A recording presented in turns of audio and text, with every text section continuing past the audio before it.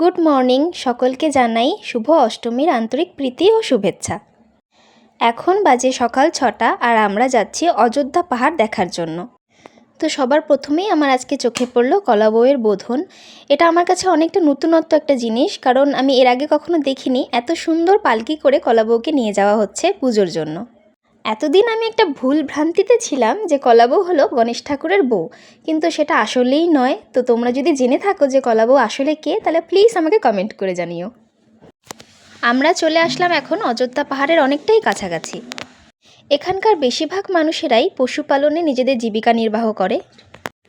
তো এখন দেখতে দেখতে এই যে সামনে মহিলাটা আছে, ওনাকে দেখে আমার ভবিষ্যতের কথা মনে পড়ে গেল। হয়তো কোনো একদিনও আমারও বিয়ে হয়ে আমিও ব্যাগ নিয়ে বাপের বাড়ি যাব পুজোয় ঘুরতে।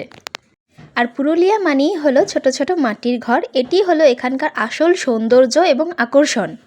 আর এখন আমি দেখতে পাচ্ছি এই ছোট ছোট বাচ্চা মেয়েগুলো কি সুন্দর সেজে গুজে কলাবাবুকে নিতে এসছে।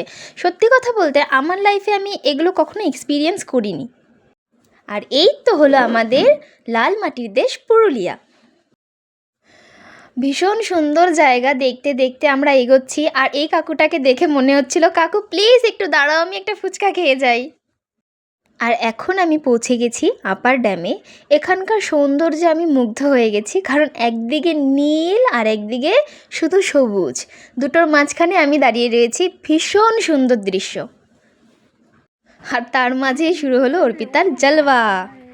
কি ভাগ্য আমার। আর এখানে আমি দেখছি হাতের তৈরি সুন্দর সুন্দর মুখোশ। ও আচ্ছা, বিষ্ণু ভগবান কথা কলে আদি এরা না? হ্যাঁ, এই যে এইগুলো আচ্ছা, শিব দুর্গা। শিব দুর্গা। হ্যাঁ, এইটা হচ্ছে দুর্গা, এটা হচ্ছে পরিবার, এই যে আদিবাসী।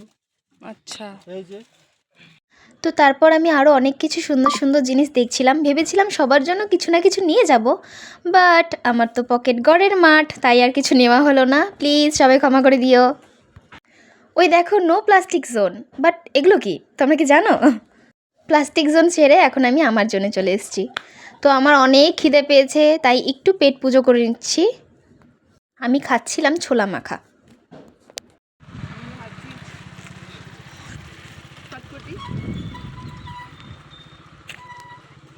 আচ্ছা, প্রথমবার এর ইচ্ছে করলো যে না আমি যদি ভিডিওর জন্য একটু ভিডিও বানিয়ে দিও।